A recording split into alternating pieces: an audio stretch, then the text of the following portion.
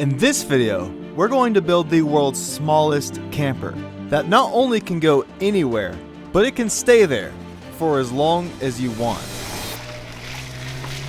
This video all started when me and my brother found this tiny van on Facebook Marketplace. This van is sick! It's sick! This van is from 1999 and it's actually a Subaru, imported from Japan. And it had the steering wheel on the wrong side, 71,000 kilometers, and believe it or not, four-wheel drive. Four-wheel drive? Four-wheel drive! We can camp anywhere! Now, to convert this van into a camper, we'll be adding a lot of stuff. So we actually weighed the van before we did anything to it. 2,380 pounds. That way when we're done, we can come back and see how much we added. Once we got this van in the backyard though, I took some shots to show you there's a surprising amount of room inside. Look at that ceiling height. All right, step one, completely gut this van. Let's do it.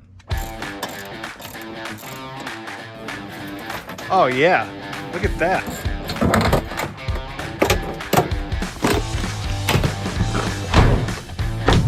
That, my friends, is an empty van. Once the back of the van was empty, we actually pushed it in our shop where we could start working on it. Well, the first thing we gotta do to this van is put a floor in there. Putting a floor in the van was going to be a little tricky because the engine was actually in the back. So when we put the wood in, we had to frame around the engine where in case it broke down one day, we could work on it. Because this van has the engine in the back, it's slightly higher there, so we had to take our wood and go straight across, and it leaves us with this big old empty space. This is gonna be where our tank goes and our electric system and all that. It's actually gonna work out perfectly. But for now, we gotta cover all this in plywood.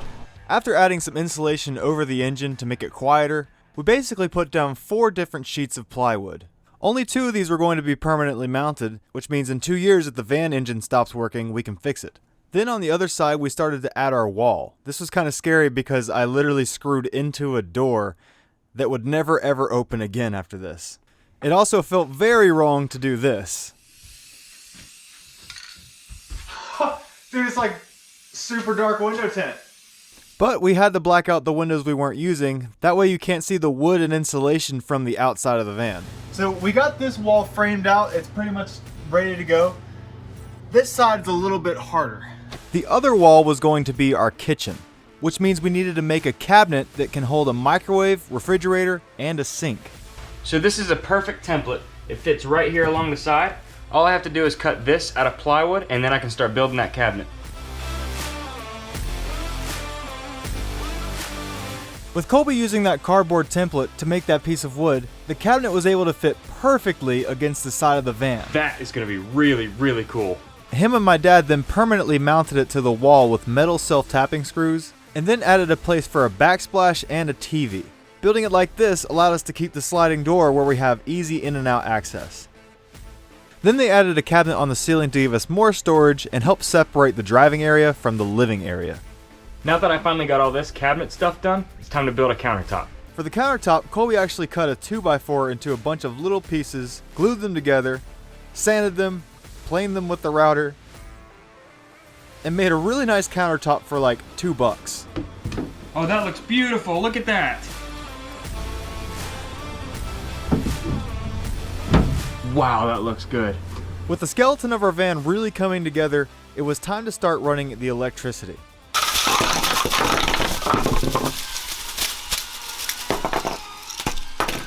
The main focus of this van is being able to take it anywhere and live in it for basically however long you want. So this electrical system is fairly complicated, but for now we're just wiring up regular plugs and regular light switches, just like what you'd find in a house. So for now the van's only source of power is a plug on the outside, which means it has to be plugged into the grid. It's not much, but one light in this van works. Progress, baby! So now we're starting the loan process of putting in all the stuff we need to be completely off-grid. For those of you watching who may not know or be familiar with this, off-grid pretty much means that this van's going to have electricity and water anywhere.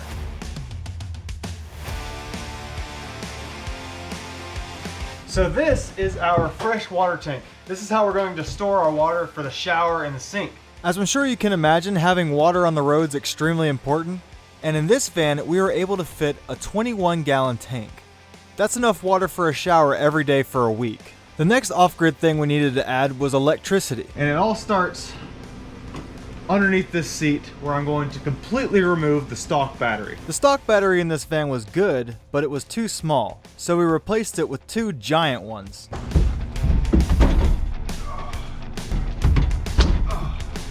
After I put the batteries in place, I wired them up in parallel to get a combined total of 220 amp hours, which is almost enough electricity to keep an iPhone charged for a year.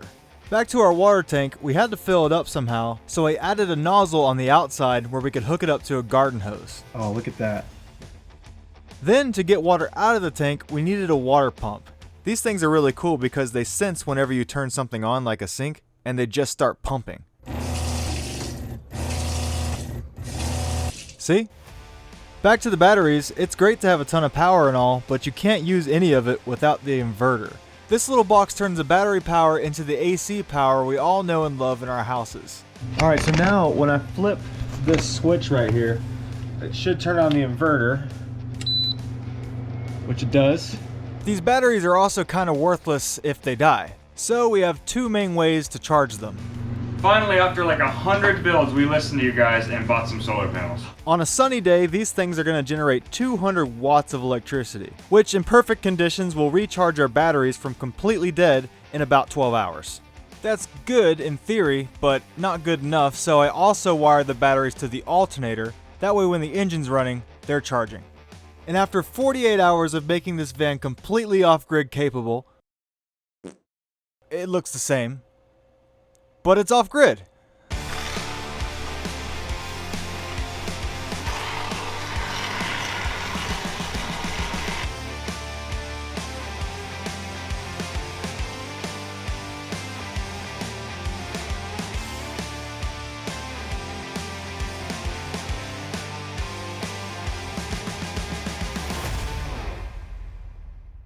Next, it was time for arguably one of the coolest parts of this entire van, the shower.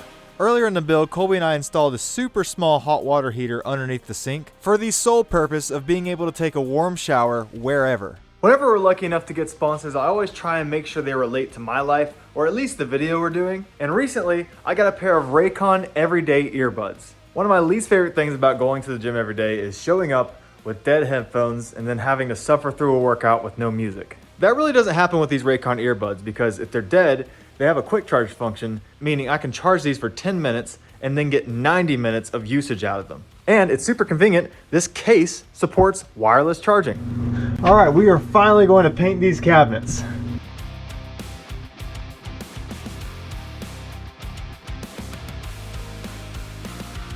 These earbuds are also sweat resistant, which is great because I spend a lot of time in the sauna. But not only are they durable with a 32-hour battery life, they also have active noise cancellation that you can turn on by just gently touching this for 1.5 seconds. These are high quality earbuds with a lot of premium features. And unlike their competitors, they're not charging you a ton of money for them. Plus, Raycon's offering my viewers up to 20% off site-wide. Just go to buyraycon.com/President Chay and you can get up to 20% off everything on Raycon's website, including 15% off on Raycon Everyday earbuds. Again, just go to buyraycon.com/President Chay, take advantage of the deal, get yourself an awesome pair of earbuds, and you'll really help our channel out in the process. Thank you so much to Raycon for sponsoring this video, and let's get back to the van. Now that the cabinets were painted, it was finally time to finish the other side of the van with a nice, super thin sheet of plywood. Oh yeah, she fits. Look at that. Look at that. That's a pretty fit. I'll admit I wasn't crazy about the plywood because I like drywall, but it turned out great.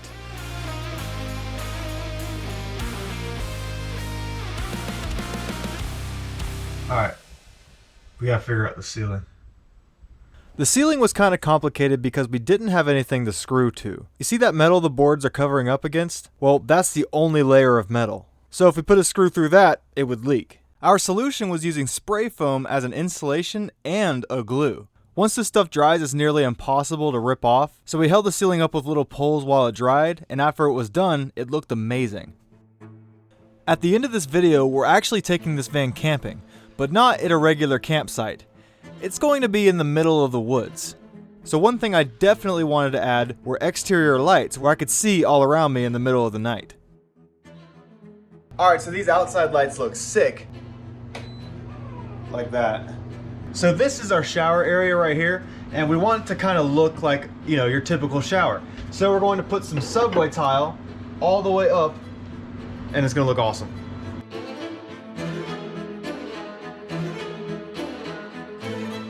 We also got a little area in the kitchen for our backsplash that we're gonna put this tile on too, so it'll all match.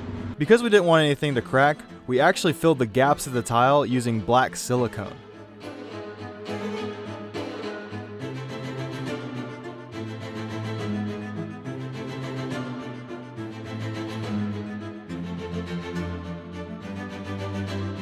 Alright, so our van is looking amazing, but inside these cabinets, it's pretty rough. So Colby is going to fix them up, make them look awesome. Meanwhile, I'll be in the front installing the vent fan. This is just gonna suck air from the outside, put it inside, and keep us cool when it gets hot. The reason we chose this vent fan over an AC unit was pretty much down to how much power they use. This fan only uses 100 watts on high, where an AC is gonna use 10 times that. Meanwhile, Colby insulated inside the cabinets on the window and the wall, installed our appliances, and put the shower hardware on.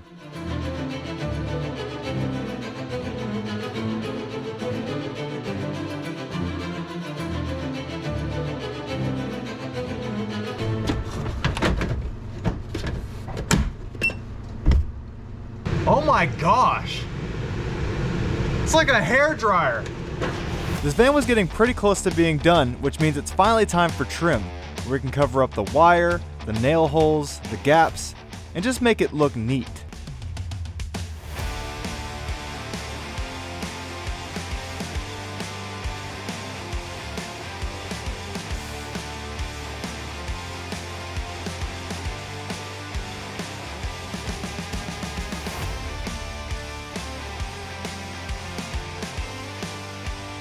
Alright, now it's time to tie everything together by giving this wooden wall a nice coat of white paint.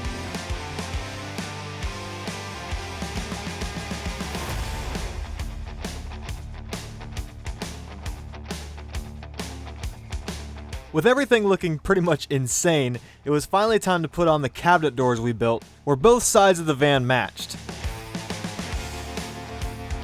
Now the only thing left is that ugly floor. Remember how in the beginning of this project we had 2 removable sections in the floor? Well, we still have those, and we can't leave it looking like this. So our solution was to wrap everything in a nice black carpet. We went with the color black mainly because we didn't want any stains in the carpet since it's such a small area, plus it matches. Now we just had to take the 2 removable pieces and wrap those in carpet too. To make them look really nice and clean, we covered the backside in black fabric, and then obviously the top in carpet. Then we used a carpet tool to put a ton of tension on this carpet to get it really nice and tight. That way we could trim off all our edges, then do the same thing for the other piece, and the end result was actually insane. Isn't that nice? And then, once you flip it over, look at that. It's completely professional. Moment of truth. Oh my gosh. Look at that. That looks nice. Now it's starting to feel like a camper. Look at this. Look, that's so cool. This is beautiful. The van is getting really close to being done, but there's one problem that we haven't been wanting to do this entire time, and now it's time to do it. The couch. The main problem with our couch was that it had to turn into a bed. So we had the idea of getting 2 pieces of wood connected with hinges. Pull it out like that, and now we have a bed. Fun fact is Colby's actually really good at sewing, so we bought some fabric from the store where he turned it into basically a box. That's awesome, dude.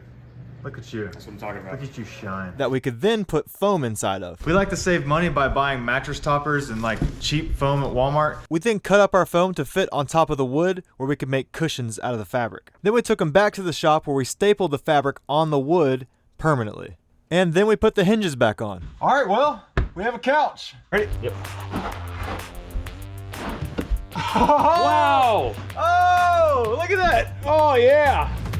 With nearly 2 months having gone by, it was finally time to get our camper out of the shop and actually take it camping. Yeah!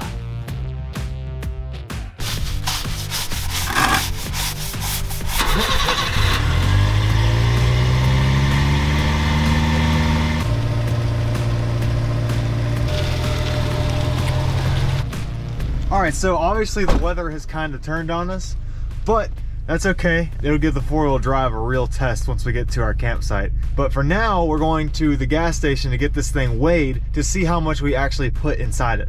If you remember in the beginning of the video when we weighed the van with nothing in it, it was 2,380 pounds. Now we're back to the same weigh station to see how much weight we added. All right, on this sheet of paper is how much this van weighs. The new weight with a full tank of gas and a full tank of water is 2,900 pounds. Wow. So that means we added 520 pounds. That's crazy. We kind of killed it. We did really good on weight. That's awesome. All right, with our weight looking good, we started driving to our campsite, which was about 100 miles away. We're currently doing a 110 kilometers per hour. Oh, now we're going up a hill and it's slowed down to 100. Are you flooring it right now? Yeah, she doesn't have a lot of power.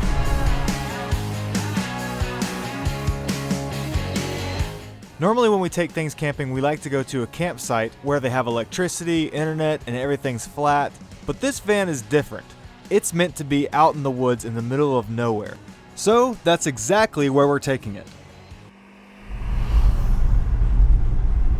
We're in the country now, buddy. Oh yeah. And the only way to get there is through a very muddy road. We're gonna see how far two-wheel drive gets us. Let's try it, dude. For those of you who don't know, mud is about as slippery as ice. Oh wow, that's sliding already. So we never ever would have tried this if this van didn't have four-wheel drive. Oh, there we go. Oh, we're spinning. Because it didn't take long for this to happen. Oh, are we stuck? We might be stuck. Are we stuck? I think we're stuck. All right, let's put it in four-wheel. All right. Is it in four-wheel? Just like that, four-wheel drive. That easy. Yep. Oh! That was easy. This van went from completely stuck in the mud to crawling right out of it with the push of a button. And I'm really glad it worked too, because that was the easy part. All right, now we got one more hill. It's really steep, so we're gonna see again how far we can get in two-wheel, and then we're gonna put it in four-wheel. Is that it? Oh, that didn't take long. Again, in two-wheel drive, this van just didn't stand a chance. But the moment we popped it in four, it had no problem.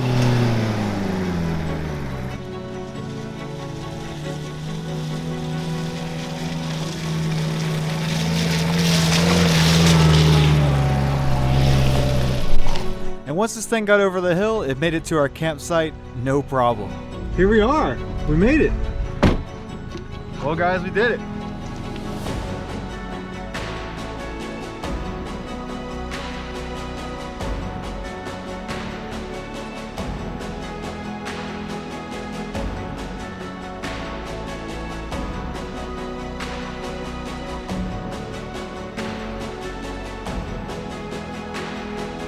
This is the world's smallest camper. We kept this one door, so this opens, and of course, the back hatch opens. This door back here, obviously it's sealed shut, it's never opening again. This is our water tank fill up, so when we want to fill up our tank, we connect the garden hose here. Then if we're ever at a campsite or hooked up to city power, this is where we plug in for city water, so we get unlimited water like that. This is our city hookup. If we want to stay at a campsite, we just plug this in and we're no longer on batteries. But right now we're in the middle of the woods, so everything is on battery. All right, now I'm going to show you one of my favorite parts of this entire van. Look at that. And we have 21 gallons to play with. I can aim it this way. I can aim it this way. If we're really, really careful, we timed it. If we're really careful with the hot water, we get about 1 minute before we run out. All right, well, that's the end of the tour.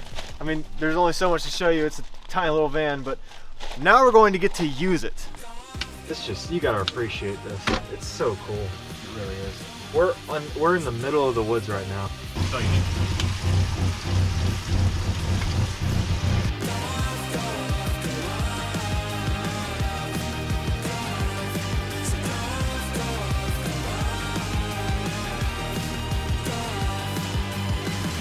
All done.